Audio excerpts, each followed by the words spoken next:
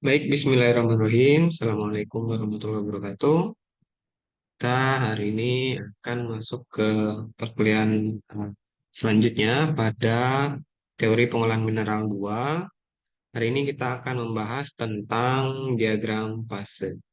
Baik, kita akan mulai. Ya, jadi learning outcome atau capaian pembelajarannya masih sama ya, yaitu tentang menyusun data proses pengolahan mineral, yaitu bagian kesetimbangan.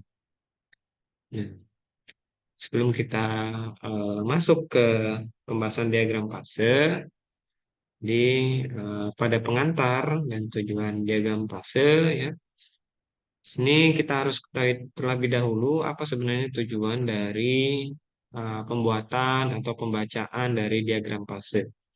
Nah, apa pentingnya bagi kita eh, dalam pengolahan mineral untuk mengetahui diagram fase?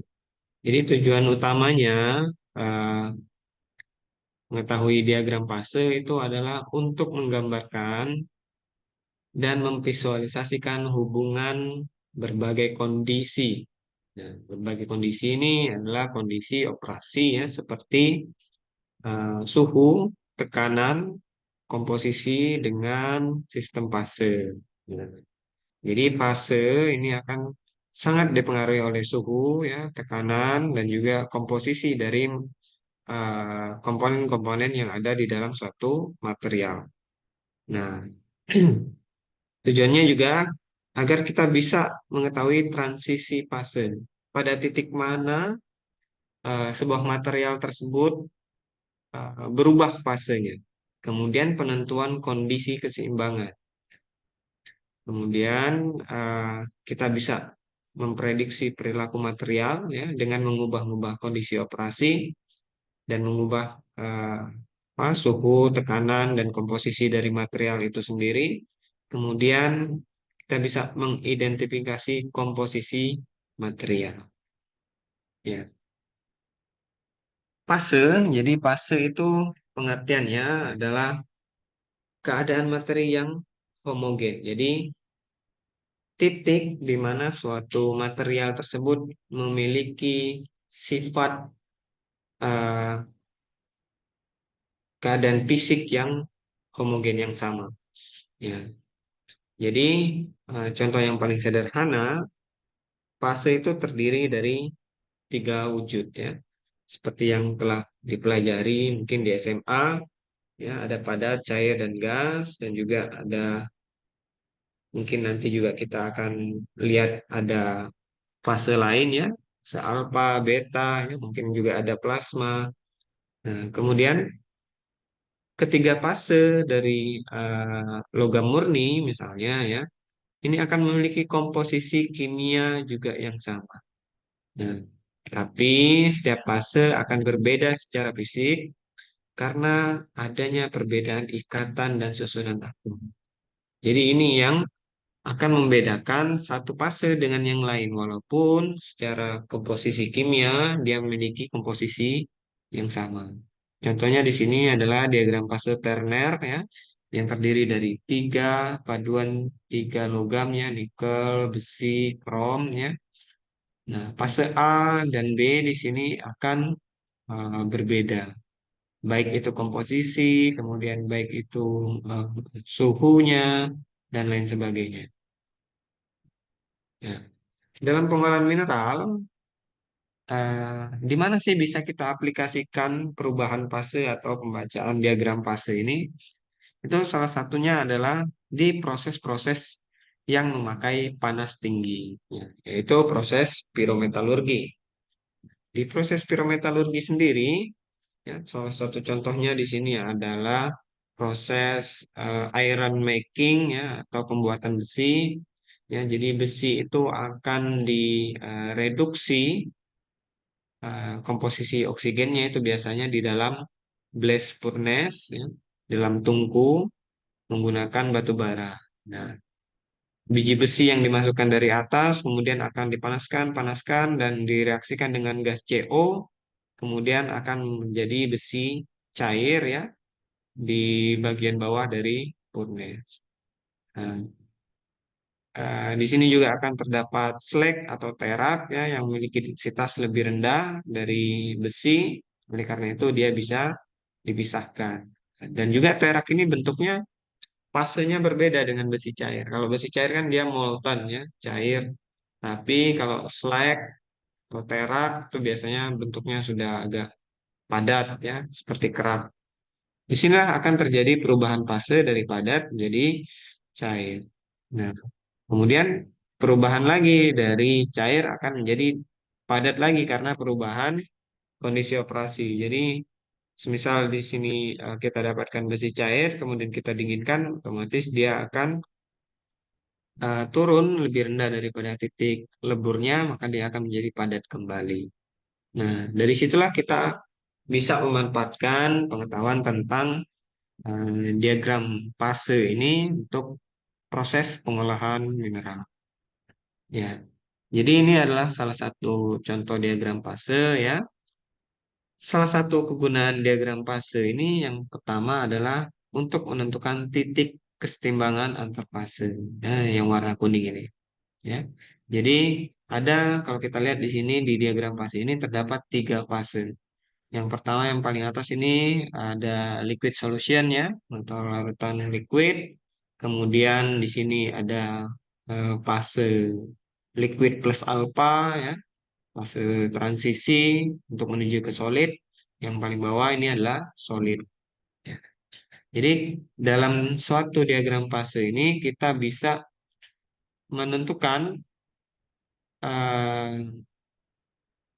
yang pertama adalah yang titik panah warna kuning, yaitu titik kesetimbangan antar fase. Jadi melalui kurva kesetimbangan yang warna biru ini kita bisa menentukan titik di mana misalnya solid itu akan setimbang dengan liquid plus alpha.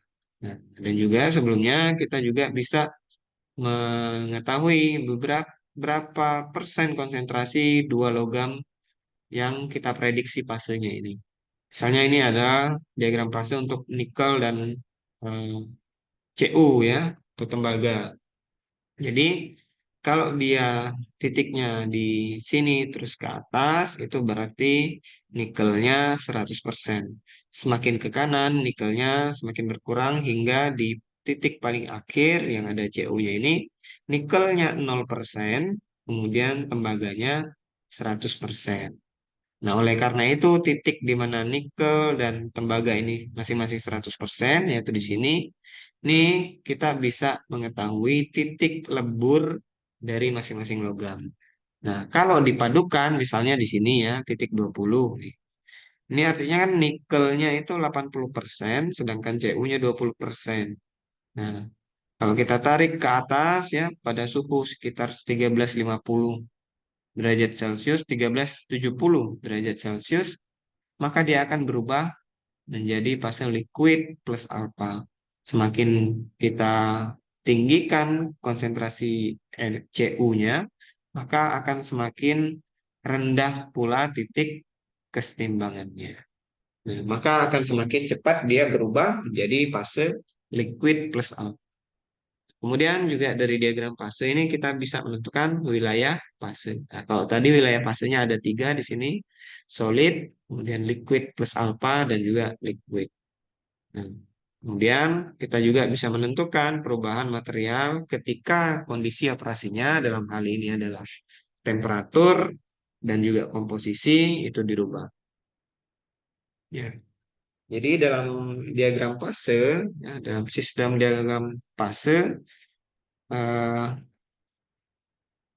terdapat tiga sistem. Yang pertama unary system, yaitu terdiri dari hanya satu logam saja. Misalnya ini satu komponen saja. Misalnya ini adalah air ya. Air itu kalau kita uh, tekanannya dalam satu ATM ya, tekanan biasa ini, tekanan atmosferik.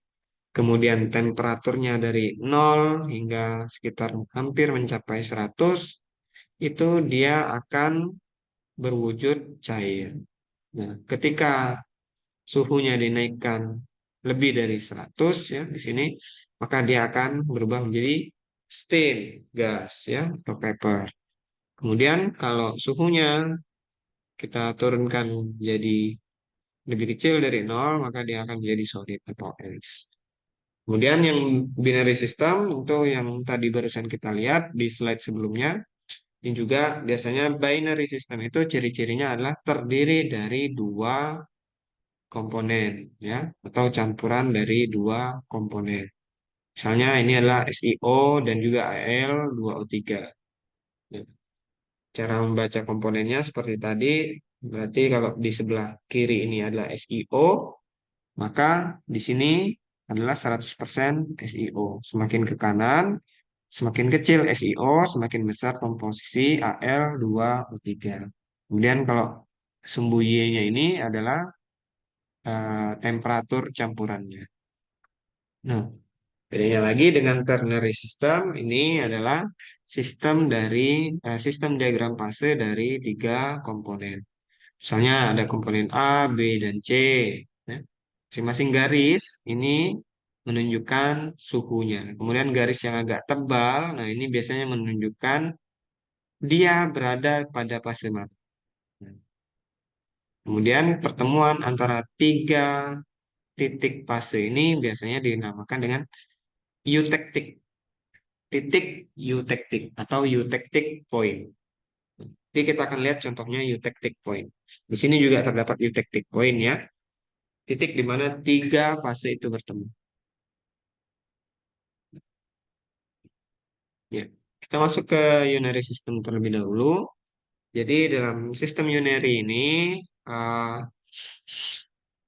hanya terdiri dari satu komponen kimia tunggal, ya, misalnya tadi air atau uh, logam saja ya, Fe misal. Kemudian uh, lebih sederhana dibandingkan dua diagram fase yang lain.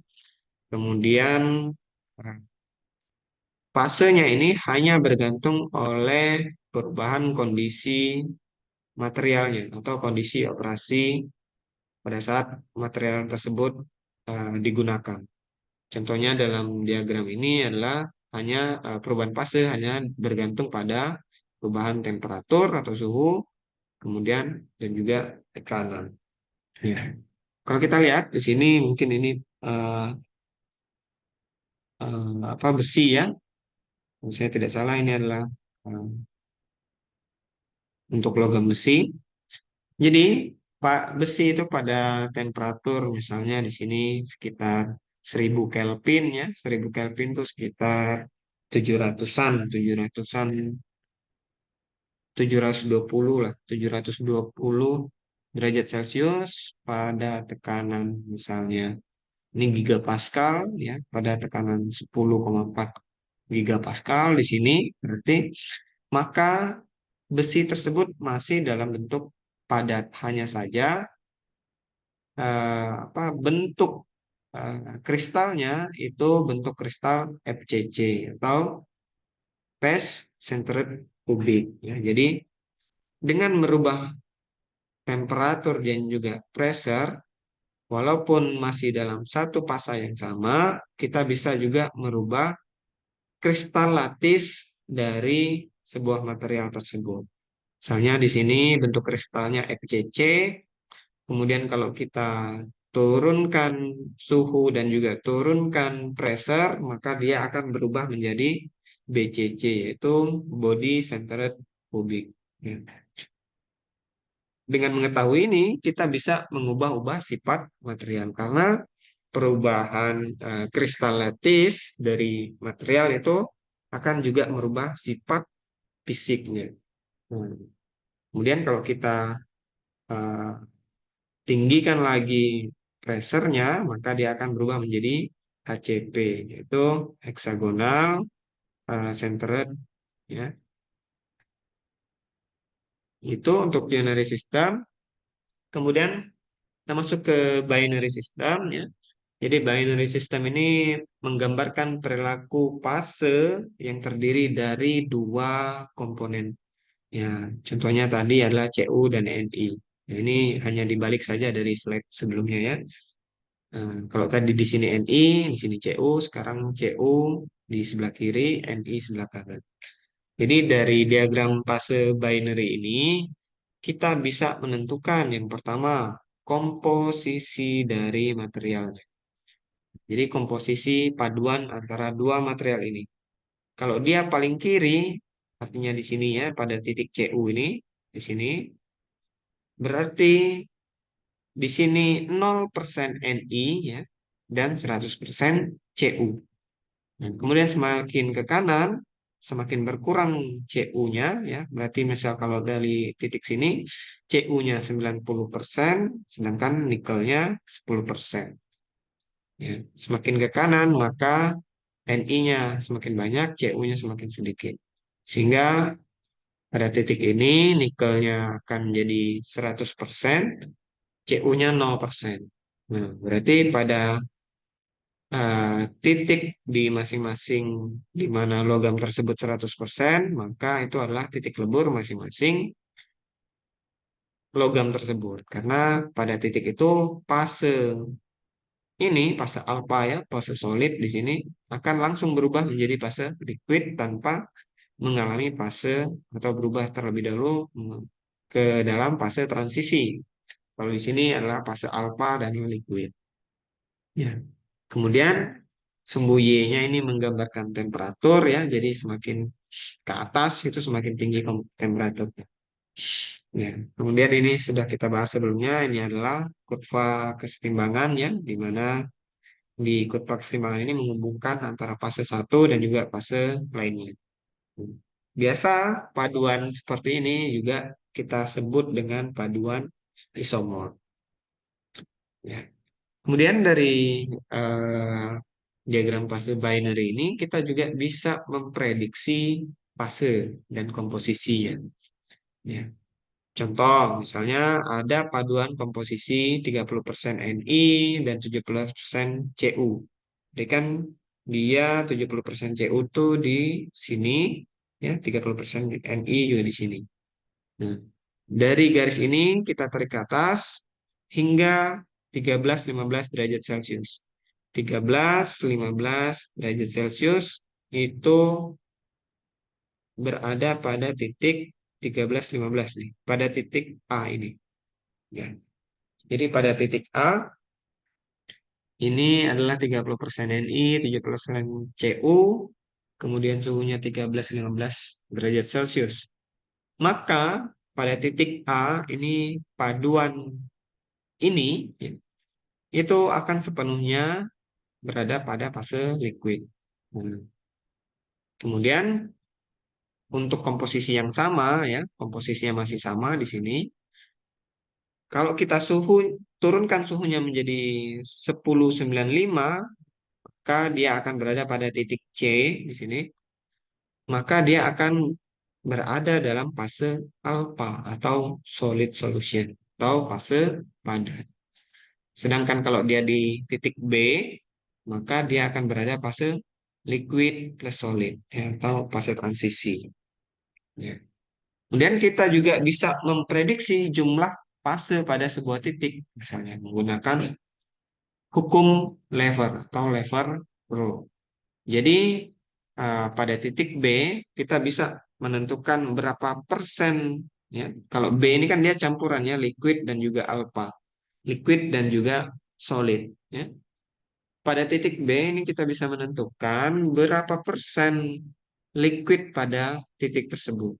Caranya adalah dengan mengurangkan konsentrasi uh, pada titik alfa ya, konsentrasi alfanya. Jadi pada titik B ini kita tarik ke kanan sehingga dia menyentuh kurva kesetimbangan dengan fase alfa, kita namakan dengan C alfa atau konsentrasi alfa, dikurangi C0.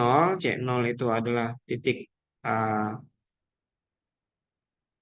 uh, kalau kita tinjau dari nikel ya, itu adalah 30% nikelnya ya. Kemudian dibagi dengan C alpha kurangi CL. CL itu adalah titik di mana dia kurva kesetimbangan antara fase transisi dan juga fase liquid, yaitu 20. Nah, Dengan menggunakan persamaan ini kita bisa menentukan berapa persen liquid yang ada di dalam fase pada titik B.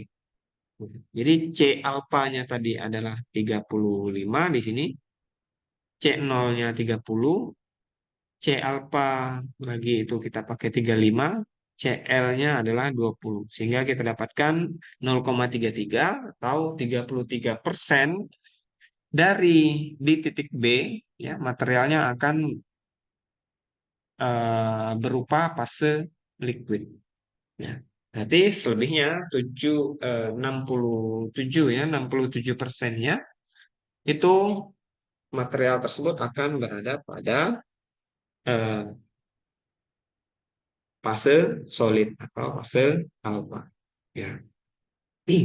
Kemudian dari diagram fase juga ini kita bisa eh, lihat bahwa dengan merubah komposisi material, ya, kita bisa mengetahui sifat fisik dari material tersebut. Contohnya di sini kita bisa melihat komposisi material kalau dia masing-masing di ujung seperti ini ya, maka komposisinya tentu saja akan 100% Cu dan 100% nikel. Kemudian kalau kita semakin eh, kurangi komposisi Cu ya, semakin ke kanan dan semakin kita tambah komposisi nikel misalnya, maka tensile strength-nya atau kekuatan tensilnya itu akan semakin lemah. Kemudian, oh sorry, ini elongation ya. Elongationnya itu akan semakin lemah. Tapi tensile strength-nya kalau kita tambah lebih banyak Ni, kekuatannya itu akan semakin tinggi. Oleh karena itu biasanya nikel ini ditambahkan untuk pembuatan steel atau baja ya, karena dia akan merubah sifat fisik dari material kalau dia ditambahkan. Ya, kemudian electrical resistivity atau ketahanan terhadap elektrik itu sekitar 55% dia akan sangat bagus ya, sangat tinggi nilainya. Kemudian endurance-nya atau ketahanannya ya, dia semakin tinggi, semakin ditambahkan nikel sampai 80% nikelnya, maka dia akan semakin tinggi nilai endurance limitnya. Kemudian eutectic point. Nah, tadi kan kita sudah bahas sedikit mengenai eutectic point, yaitu titik di mana suhu terendah, di mana fase cair stabil pada kanan tertentu. Jadi kalau kita lihat di sini fase cair itu kan di sini ya. Fase cair, kemudian di mana titik terendah dari ini apa sistem unary ya, satu komponen kimia saja. Dari fase liquid ini di mana titik terendah dari fase liquid ya, itu adalah fase eutectic. Apa kegunaan eh, eutectic point atau titik eutectic ini? Adalah salah satu contohnya adalah pada logam timah misalnya Sn. Kalau timah itu kita gunakan pada proses untuk mensolder misalnya ya, menggunakan timah, itu timbal itu tidak akan memerlukan pendinginan yang lama supaya dia dari cair akan berubah langsung ke padat ya untuk pengerasan. Jadi karena dia mempunyai eutectic point, maka kita cukup menggunakan tin atau timah 60% dan juga 40%-nya ini timbal ya. Dengan memanaskan paduan tersebut, maka kita pada 195 derajat Celcius ya, berarti sekitar di titik ini, maka kita akan mendapatkan campuran cair. Sedangkan kalau kita biarkan sebentar saja ya campuran cair tersebut, dia akan langsung mengeras karena temperaturnya turun dan dia akan berubah fasenya menjadi fase padat langsung. Ya, itu salah satu contoh penggunaan eutectic point pada industri. Kemudian kita masuk ke pembahasan terakhir ya mengenai ternary system atau sistem terner. Jadi sistem Turner ini adalah diagram fase juga, cuman dia terdiri dari tiga komponen. Ya, jadi yang membedakan unary, binary, dan juga ternary itu adalah banyaknya komponen kimia yang dipadukan. Jadi dalam diagram ini kita bisa mengilustrasikan bagaimana fase berubah terhadap perubahan suhu, tekanan, dan komposisi dari ketiga komponen tersebut. Jadi di sini akan lebih banyak fase dibandingkan binary dan juga unary system. Hmm. Fase transisinya kalau kita lihat di sini banyak sekali ya, ada alpha, beta, gamma, plus liquid, plus solid ya, dan juga yang murni. Nah, bagaimana cara membaca diagram fase Turner? Ya, jadi kalau misalnya kita mempunyai tiga komponen, misalnya komponen A, B, dan C.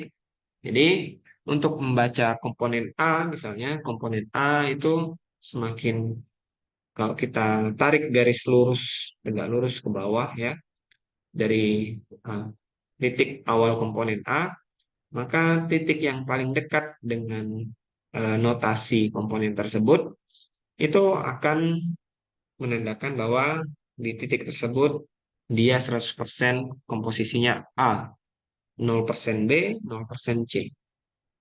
Ya. Kemudian kalau kita tarik semakin ke bawah, ya, maka dia akan semakin kecil nilai A-nya. Begitu juga untuk komponen B dan juga komponen C. Ya. Misal kita lihat di sini salah satu contohnya pada titik P. Pada titik P itu kan misalnya di sini.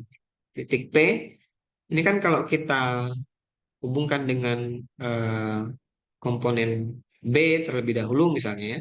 Dari komponen B ya. Itu kan dia hanya beberapa titik turun ya. Ya. Dari titik sini dari 100, 90, 80, kemudian 70% B-nya. 70% B-nya itu maka dia akan sudah mencapai titik P. Kemudian dari titik A, kalau kita lihat dari 0% A, sini 0 berarti 10, 20. Ya, berarti di sini adalah 20% A tadi dan juga 70% B. Maka kita tidak perlu melihat lagi ke komponen C, pasti komponen C itu adalah sisanya. Jadi 70 B, 20%-nya A, maka titik C itu adalah sisanya, yaitu 10 pasti 10%. Nah, kalau mau kita lihat di sini juga bisa kita lihat dari titik C di titik 0%-nya, ya, titik P ini adalah titik di mana C-nya ini adalah 10. Ya. Jadi begitu cara membaca diagram Turner. Ya. Jadi kita cukup membaca dua komposisi saja. Ya. Yang pertama yang harus kita lakukan adalah membuat garis lurus, kemudian membagi garis lurus tersebut menjadi 10 bagian yang sama persis ya untuk masing-masing komponen. Kemudian kita baca titik tertentu yang ingin kita baca pada menggunakan dua komposisi saja. Seperti itu. Ini adalah contoh nyata dari diagram Turner ya. Jadi dalam diagram Turner yang real begitu, eh, mungkin kelihatannya agak sedikit kompleks ya, tapi ya pembacanya hampir sama. Ya. Ini adalah paduan antara MgO, SiO2, dan juga Al2O3. Kalau kita lihat di sini ya, di titik sini misalnya, maka kalau kita tarik garis MgO ke sini ya, kemudian SiO ke tegak lurus ke bawah, Al2O3 ke sini, maka kita bisa menentukan bahwa komposisi dari titik ini misalnya di titik di mana ada tulisan periclose ya, periklose di sini itu sekitar 30% MgO dan juga sekitar 20%, tidak sampai 20% malah ya, 15% itu adalah SiO2 ya. Jadi 70, 80 70 ya, 80 ditambah dengan 15, 95 berarti sisanya L2O3-nya ini pasti sisa 5%. Ya, ini silakan dicoba-coba latihan ya. Pertanyaannya adalah berapa komposisi A, B, dan C pada titik R, kemudian titik Q, dan S. Tadi untuk titik P kan kita sudah tentukan. Mungkin itu saja yang bisa saya sampaikan mengenai diagram fase. Semoga bisa mudah dipahami dan bermanfaat. Saya kiri, Assalamualaikum warahmatullahi wabarakatuh.